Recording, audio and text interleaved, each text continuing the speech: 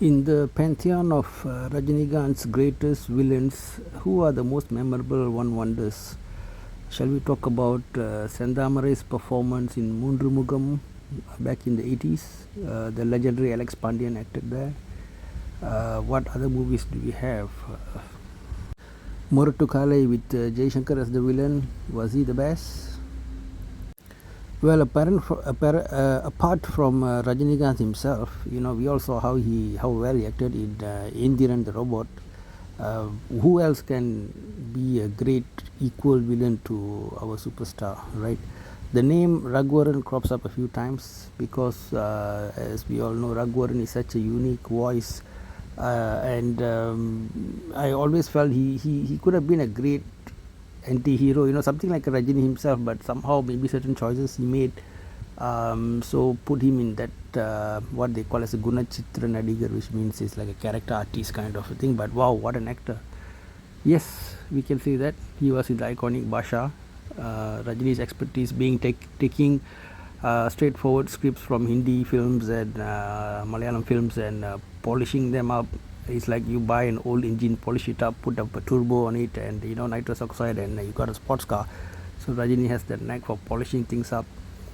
So yeah, Raghuvaran definitely up there. What about females, right? Well, we had Jyotika in Chandramukhi, besides of course Rajinikanth's own veteran, of course. And we had Srividya back in the day. What was that film? Mapillai. Okay.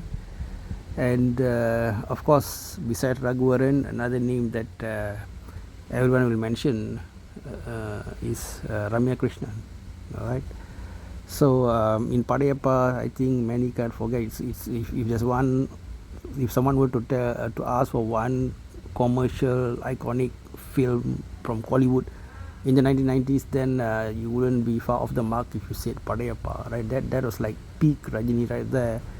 And Ramya Krishnan played the role so well. Apparently Meena was so keen to have that role, but K.S. Ravikumar had to convince her that her baby face would not fit that vamp, that vengeance driven character that Ramya portrayed.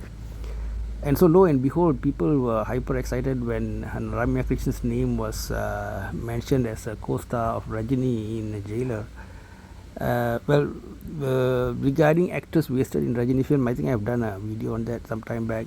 Some great actors brought in, but who could not shine so much, too many roles and so on and so forth. But anyway, coming back to Ramya Krishnan Jailer, and so it was like such a dampener when they saw her just being like a housewife who I mean that since the husband is retired, she used to sort of chase him around. And of course the shock once she finds out that he's this character with a mysterious past. Cough cough Basha. Okay, anyway, yep, we see that template, and Raji knows people likes it, so Nelson's idea to sort of package Basha concepts in a different way, I think worked wonders with the audience. Okay, just like Raja says that with the seven melodies, sorry, not melodies, seven ragas, he makes various music, right? He says, I'm cheating you guys, so whatever, we are loving it, man, the talent, right? So Ramya Krishnan was like a damn squib there, and then Vinayagan took the cake literally. That guy is really living the villainous lifestyle, and so she just apparently there were some scenes where once they find out about his other side, and suddenly all the chutney and all comes out. Earlier when he used to ask for things, people not bothered, but subsequently it's like before you ask for anything, the table is full of food and all that. So like some comedic moments, but in the interest of time, probably Nelson had to chop off a bunch of things and be like Hollywood a bit, guys.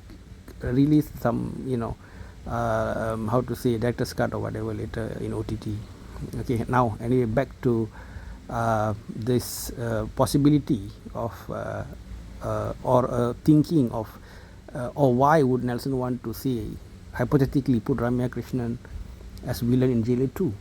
Well, as I mentioned earlier, in Jailer 1, that's one of the so-called drawbacks of the film, right? Because you see, directors usually take the cues when people give feedback. Even Pa Ranjit, our guy who collabed Superstar, as per many fans, right? When they said that in Kala the villain was not so strong, the Chinese gentleman there, he brought in Nana Patekar in Kala, right? So he took some lessons from there. So same thing, Nelson probably he heard that feedback about that Ramya Krishnan character being kind of bland, and it's perfectly falling into place now. Ramya Krishnan's son, right, Rajini's son, of course, has been killed by Rajini.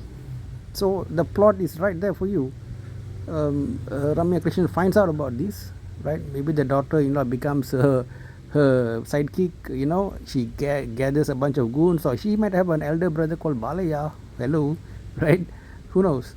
And they go after superstar. Okay, so that's a very interesting turn of event. It will be kind of a bit surprising to the audience, and Ramya Krishnan can show histrionics and anger, and Rajini has sort of a new villain to contend with, and to see how is he going to make his next step. So as an exercise in thinking of a plot, I think it's kind of cool. Of course, I'm telling you something that is thought of in like I don't know, hours or days, but Nelson has a big team. He's a professional director. If he sits down and polishes the plot, I think they could come up with quite a cool part 2. What do you guys think, right?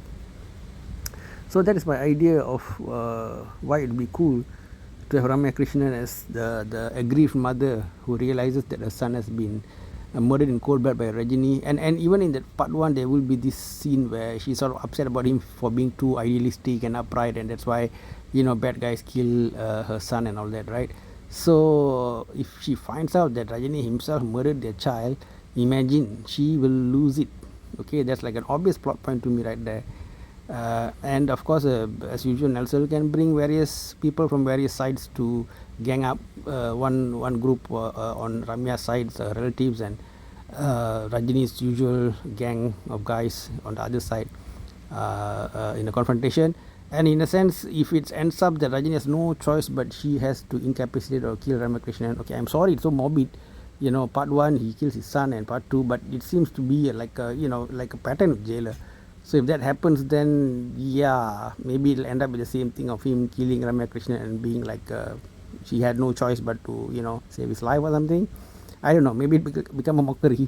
It'll become like a very weird situation there, whether people go with the flow or the movie gets roundly criticized or what.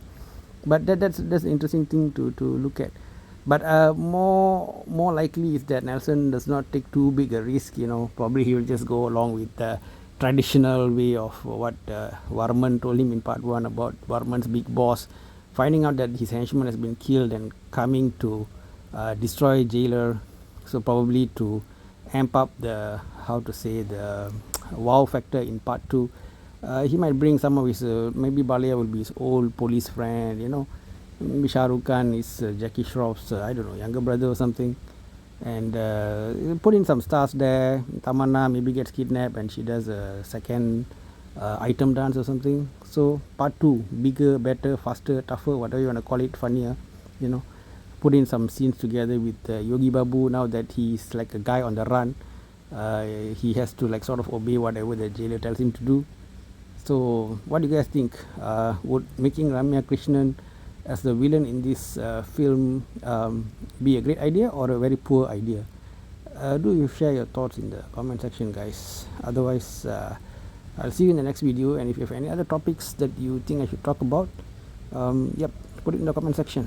Otherwise, thank you, take care, much love, goodbye guys, bye bye.